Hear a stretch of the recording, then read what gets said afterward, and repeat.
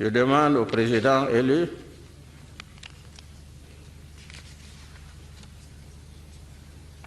Monsieur le Président de la République, vous engagez-vous sur l'honneur à remplir loyalement les fonctions que le peuple vous a confiées et jurez-vous solennellement devant Dieu et devant les hommes de consacrer toutes vos forces à conserver, protéger, défendre la Constitution et les lois de la République du Cameroun, à veiller au bien général de la nation, à soutenir et à défendre l'unité, l'intégrité et l'indépendance de la patrie camerounaise.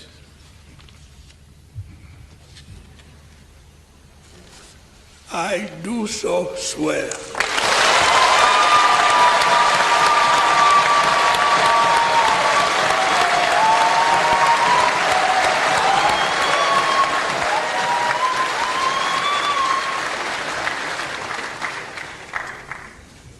Monsieur le Président de la République élu, la nation camerounaise vous écoute.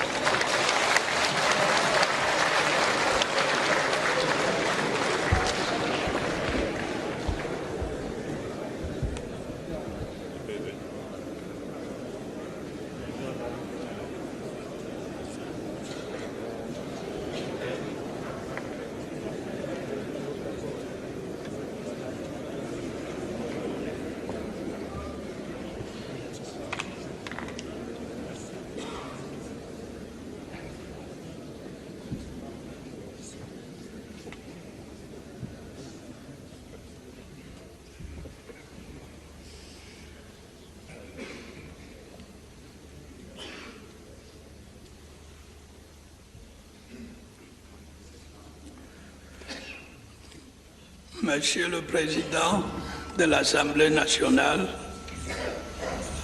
Monsieur le Premier vice-président du Sénat, Monsieur le Président du Conseil constitutionnel, Monsieur le Premier Président de la Cour suprême, Mesdames et Messieurs les sénateurs, Mesdames et Messieurs les députés, Mesdames, Messieurs, chers compatriotes, qu'il me soit tout d'abord permis de remercier Monsieur le Président de l'Assemblée nationale pour ses paroles de bienvenue et ses encouragements au début de ce nouveau mandat. Je tiens à exprimer une fois encore devant vous ma reconnaissance au peuple camerounais de m'avoir renouvelé sa confiance.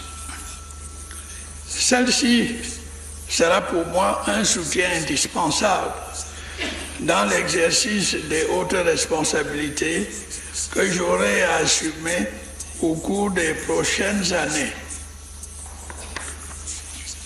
Le serment que je viens de prêter devant le peuple, selon les termes de l'article 7 de notre Constitution, en présence de ses représentants, revêt une haute valeur symbolique à un double titre.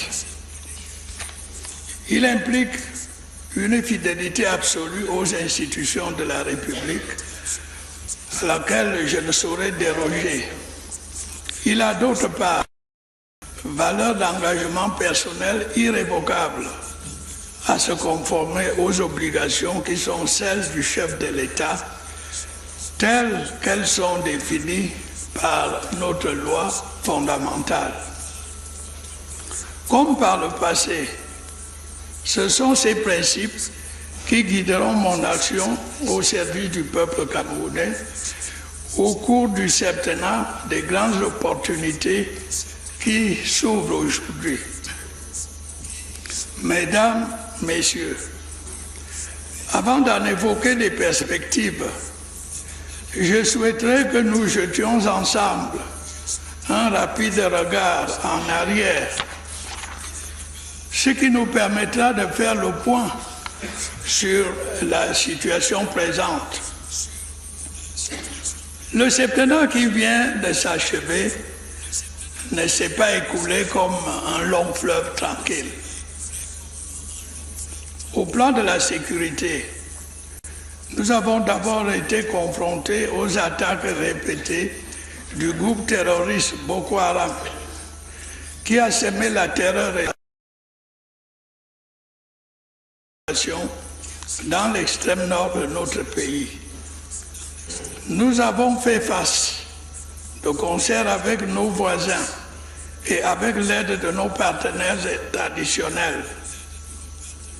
Nos forces de défense et de sécurité, auxquelles je tiens ici à rendre un nouveau hommage, ont repoussé l'ennemi hors de nos frontières. Aujourd'hui, la situation est stabilisée, mais nous restons vigilants et déterminés.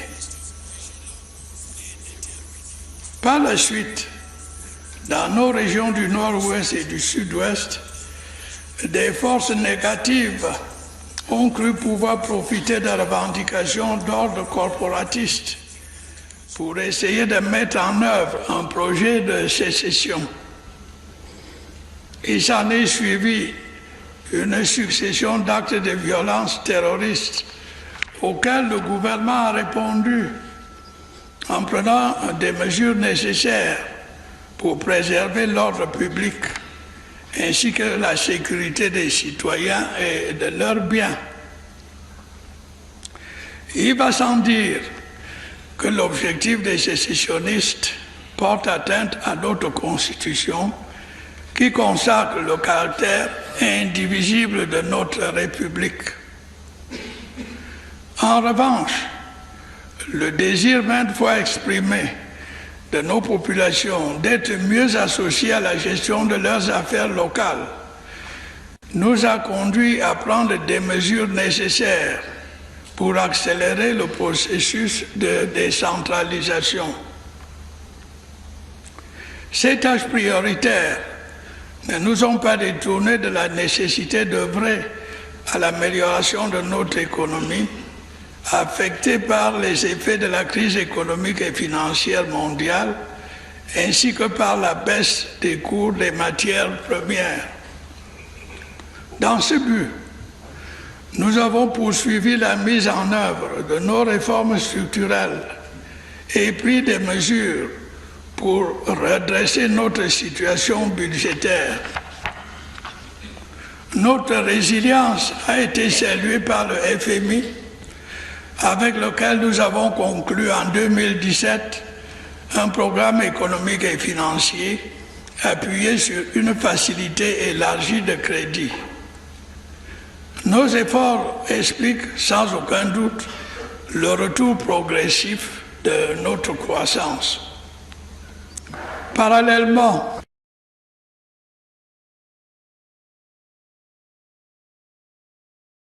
tout en veillant à la soutenabilité de notre dette extérieure, nous à nos grands projets d'infrastructure concernant la production d'énergie, la distribution d'eau potable et la construction des routes. De nombreuses réalisations en portent témoignage. Malgré la conjoncture, de nombreux chantiers ont été ouverts dans les domaines de la santé, de l'éducation et des services sociaux. Il est indéniable que sur ce plan, des avancées notables ont été réalisées. Nous avons par ailleurs continué le parachèvement de notre édifice institutionnel et démocratique avec la mise en place effective du Sénat et du Conseil constitutionnel. Ainsi, contre vents et marées, nous avons maintenu notre cap vers l'émergence. Ce rapide bilan, qui est loin d'être exhaustif, montre bien que notre pays est en pleine transformation et qu'il avance résolument dans la voie du progrès. Mesdames, Messieurs, d'une façon générale, au cours du septennat qui s'annonce, nous veillerons à consolider nos acquis tout en explorant les pistes nouvelles nous permettant de saisir toutes les opportunités d'un monde en constante évolution. Dans cet esprit, il va de soi que nous allons poursuivre nos réformes structurelles afin de renforcer notre équilibre budgétaire et de conforter la soutenabilité de notre dette. Des finances saines sont en effet la condition de l'attractivité d'une économie et donc de son aptitude à accueillir les investissements. À ce propos, je voudrais rappeler votre attention sur les changements qui sont en cours au niveau international et qui ne manqueront pas d'avoir des répercussions sur notre pays. Les règles qui régissaient la mondialisation des échanges depuis plusieurs décennies sont remises en cause. Les tendances au protectionnisme, voire à l'isolationnisme, gagnent du terrain. Il y a là le risque clair d'un effet déstabilisateur pour de nombreux pays, en particulier pour ceux en développement comme le nôtre. Nous allons de plus en plus subir les effets des changements climatiques qui impacteront la vie de nos concitoyens, notamment ceux du monde rural. Dans ce contexte, il me semble opportun de nous attacher à développer les secteurs de notre économie qui pourront réduire sensiblement nos importations de biens et services. Cette politique présentera l'avantage de nous permettre de rééquilibrer notre balance commerciale chroniquement déficitaire. Par ailleurs, nous allons réaliser une véritable révolution agricole en modernisant nos moyens de production et en transformant davantage nos produits agricoles. Cela devrait aller de pair avec la mise à disposition de nouveaux équipements, magasins de stockage et routes d'accès. Ainsi pourrait se conforter notre statut de grenier de l'Afrique centrale. Une économie moderne ne saurait se concevoir sans l'existence d'un secteur industriel performant.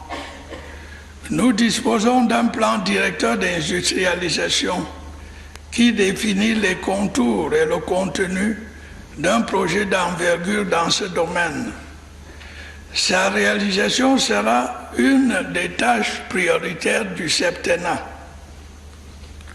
L'industrie, comme l'agriculture, exige un apport d'énergie stable et suffisant. Nous avons entrepris des efforts importants dans ce secteur depuis un certain temps déjà. Les barrages et les centrales hydroélectriques que nous avons construits devraient nous permettre à plus ou moins brève échéance de répondre aux exigences de notre économie et aux préoccupations de nos populations en la matière. Mais nous ne nous arrêterons pas là. Nous continuerons d'exploiter tous les sites et cours d'eau disponibles afin de faire du Cameroun un grand producteur d'électricité dans notre continent. Nous ne délaisserons pas pour autant les zones rurales en les dotant progressivement de centrales solaires.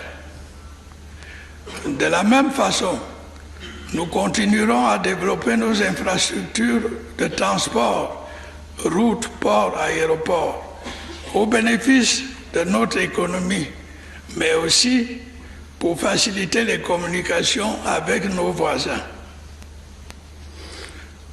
D'autre part, conscient que la finalité de la démocratie est d'apporter au plus grand nombre des conditions de vie aussi bonnes que possible et une véritable égalité de chances, je persisterai à consacrer tous mes efforts à favoriser la relance de la croissance économique créatrice d'emplois, notamment pour les jeunes et susceptible d'améliorer le pouvoir d'achat, à promouvoir le rôle des femmes dans notre société, à faciliter l'intégration sociale des jeunes en développant encore davantage notre système éducatif à tous les niveaux et en mettant l'accent sur la professionnalisation, à lutter contre l'exclusion, notamment par une meilleure protection des personnes vivant avec un handicap, à améliorer l'accès aux services publics de l'eau potable et de l'électricité, à renforcer notre système de santé en ouvrant de nouveaux hôpitaux et en finalisant un dispositif de sécurité sociale efficace, à mettre en valeur une politique d'habitat social digne de ce, à valoriser notre patrimoine culturel et enfin à apporter au secteur sportif le soutien qu'il mérite pour que les efforts que nous avons consentis pour accueillir la CAN 2019 reçoivent leur juste récompense. Mesdames, Messieurs, les grands défis que nécessite l'accès à l'émergence de notre économie que j'ai rappelés et les engagements que j'ai pris pour améliorer la qualité de la vie des Camerounais supposent en premier lieu que des conditions adéquates de stabilité et de sécurité soient réunies. Je puis vous donner l'assurance que je ferai en sorte que ce soit le cas. L'objectif de l'émergence doit être érigé en grande cause nationale qui mobilise l'ensemble de nos concitoyens afin de faire du Cameroun un pays moderne et socialement avancé. Les agents du service public comme du secteur privé ont à cet égard un rôle important à jouer. Je connais leurs difficultés. Je prendrai les mesures nécessaires à l'amélioration de leurs conditions de travail afin de leur permettre de mieux participer au progrès de notre pays. Avant de conclure, je veux souligner que je me suis attentivement penché sur les frustrations et les aspirations de la grande majorité de nos compatriotes du Nord-Ouest et du Sud-Ouest.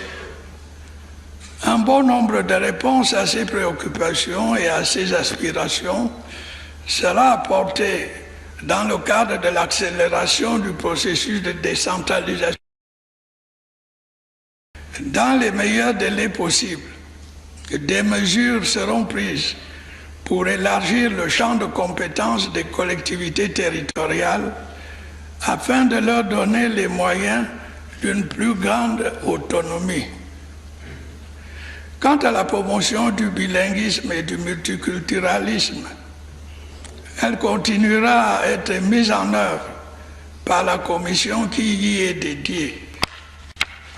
Ces actions et d'autres seront prises pour régler nombre de problèmes qui sont à l'origine des frustrations et des insatisfactions qui se sont manifestés ces derniers temps. Nous espérons que cela permettra de rétablir le calme indispensable au retour à des activités économiques et sociales normales. J'ai l'intime conviction que l'écrasante majorité de nos compatriotes des deux régions concernées aspirent à retrouver rapidement la paix au sein de la communauté nationale.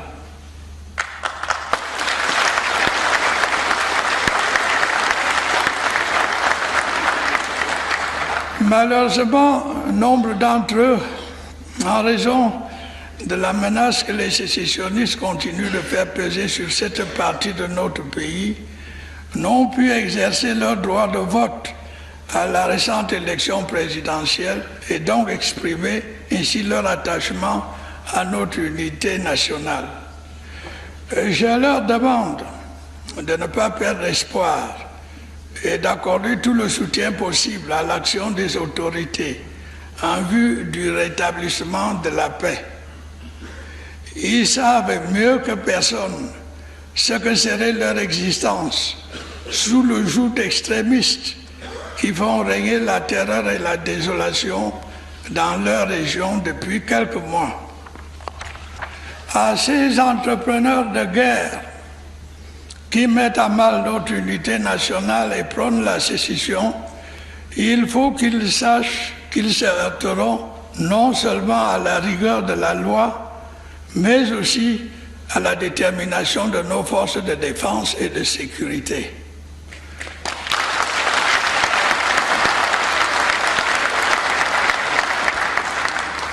Je leur lance un appel à déposer les armes et à retrouver le droit chemin.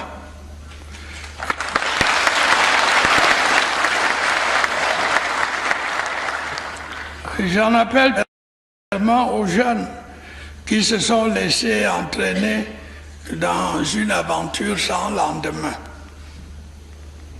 Il ne fait l'ombre d'aucun doute que le destin de nos compatriotes du Nord-Ouest et du Sud-Ouest s'inscrit dans le cadre de notre République. Fort du soutien du peuple camerounais tout entier et persuadé qu'il existe une issue ignorable dans l'intérêt de tous, je ferai en sorte que le calme et la sérénité reviennent dans les deux régions concernées, dans le respect des institutions dont je suis le garant.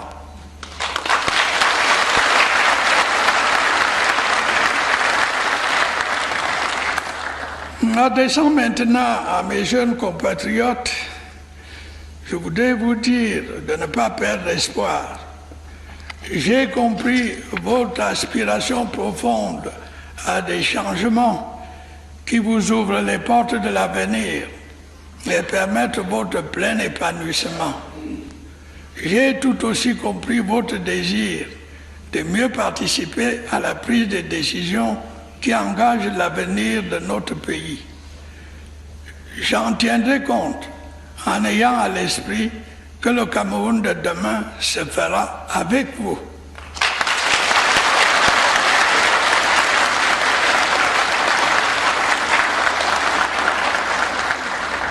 En étant unis, notre pays, fier de ses avancées démocratiques, économiques et sociales, s'engagera avec confiance dans le progrès et la modernité.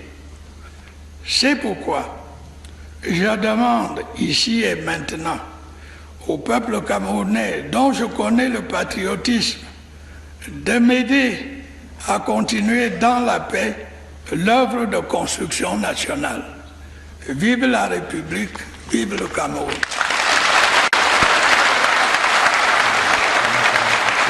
Of the President of the Republic of Cameroon, His Excellency Paul Biya, who has just spoken for the very first time after the oath-taking ceremony. He's consulting with the President of the National Assembly.